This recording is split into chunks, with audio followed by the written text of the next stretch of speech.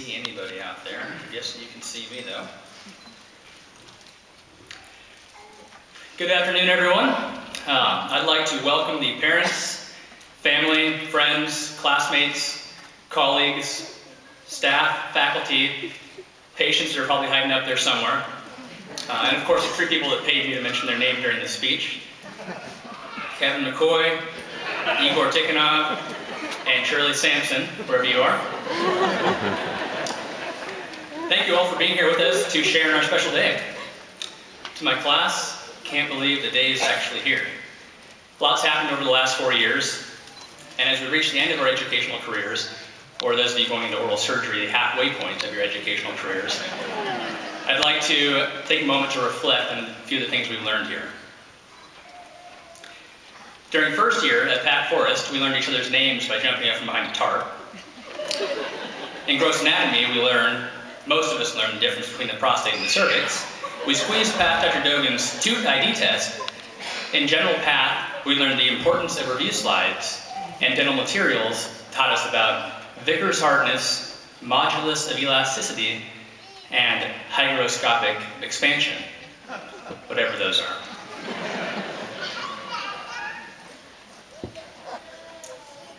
Second year brought new challenges, though. We had to pack up our lives and move down to D1. In dentures, we put a patient through 10 weeks of tag team torture as we were excited to deliver our first arch. In operative, we were taught that nobody can make an amalgam look quite the way that Dr. Anderson can make it look. And fixed prof taught us that we don't make temporaries, we make provisionals. Some of us spent our evenings and weekends in lab casting and recasting, if only we could actually remember what hygroscopic expansion was. A few of us were also lucky enough to have visiting hours while in D1, of which Corey Van Cleve made sure to show up the other husbands and boyfriends. Not everything was in D1 though. We were let out so we could learn something about chemicals and temperatures and radiology, how to take pictures in ortho, the art of the 1 hour head and neck exam, and the 3 hour half prophy. Eventually third year came along. We were in clinic, the real clinic. We had high hopes that all our dreams were bound to come true. We were going to give real injections, do real fillings, cut crown cups, and not have to wax and cast our own crowns. We were going to place composites, even though we only practiced amalgams. We would use a rubber dam that only included 3 teeth. We might even use that 212 clamp with, no, we'll just pat cord. And we would dream of an operatory where we could store all our stuff. We'd even call it a home unit. Fourth year came around, and we realized second year really wasn't that bad. Now as fourth years, we have to complete 9, no, thank you, Dr. Levy, 8.5 arches across, the final 8.5 arches across, 15 canals and endo, the final 31 periotendences, some treatment planning competency we never heard about, and we'd have to watch a kid get braces not once, but 4 times. All the while, we had to juggle the 30 patients on our roster. And most of us were hoping, at least I was hoping, that I never have to juggle more than 30 patients. Pretty soon, though, things would wind down. We'd worry about our upcoming licensing exam, the REB. Our patient rosters would dwindle, and we'd procure curing lights and cavitrons at a moment's notice. Graduation was upon us, and 4 years had flown by in an instant. In all seriousness, though, we've been through a lot. We've learned more than most of us could fathom. 63 of us are across this stage today. That's more than any University of Washington dental class in over 25 years. We'll graduate with the first ever ROD class, as Dr. Jerome had mentioned: Patty, Cindy, Ron, Mackenzie, Kevin, Dan, and Greg. 37 of us applied to postgraduate programs. We've pushed the boundaries, constantly questioned, refused to accept status quo, and we've come out stronger, more dedicated individuals because of it. We've become healthcare providers. And as healthcare providers, we're given the unique ability to dictate our patients' health and well-being. We're given the power, so to speak, to change lives. I have no doubt that our class will continue to show its strength and drive by using these privileges to further our education, help those around us, and better the lives of our patients.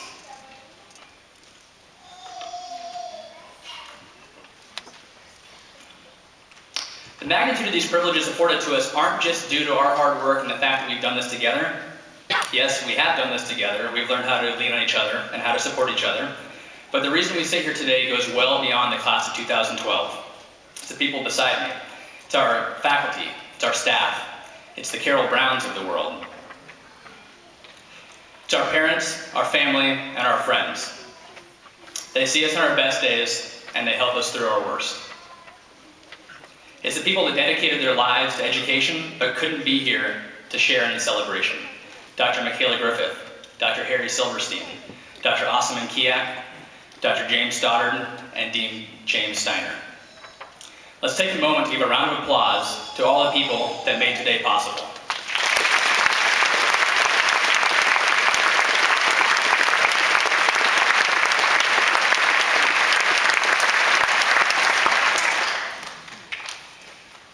We came in as 63 strangers and we're leaving as much more. Of course, a few people have pushed those bonds a little further. Matt and Ambra, Blake and Samira, Alex and Bickle, Junie and Shen, and Alex and Tori, different Alexes, thankfully.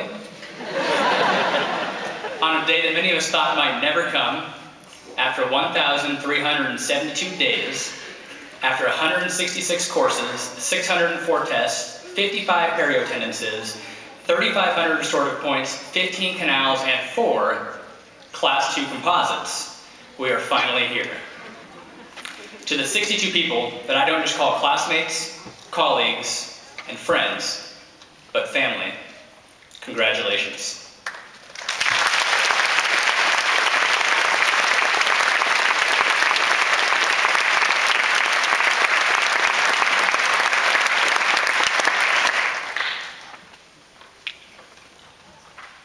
Not done yet. I also get the pleasure of introducing our real speaker today.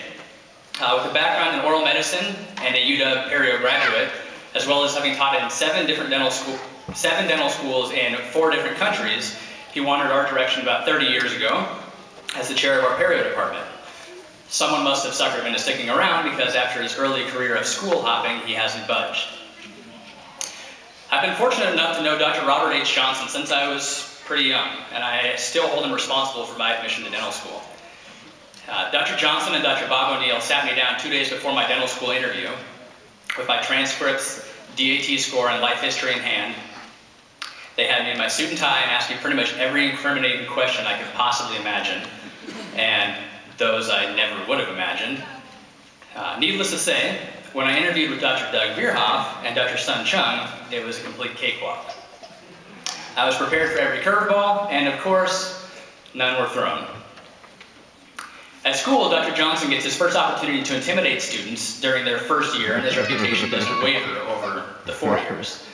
I'll never forget studying during 3rd year before every perio session because I knew I'd get at least 3 random questions pertaining to perio, oral path, or medications. Kind of brought back those pre-interview flashbacks and nightmares. In reality, though, Dr. Johnson is one of the most sweet and kind-hearted guys. He takes the time to get to know every student, visit in the hall, and will make himself available for students or patients without hesitation. This is readily apparent when you know he retired 5 years ago, but is still around. It's sad for me to say this, although I know we're all happy to be able to share the stage and the day with Dr. Johnson, but he claims he will actually, officially, really be retiring with our class. I am proud to introduce the one and only, the unforgettable, Dr. Robert H. Johnson.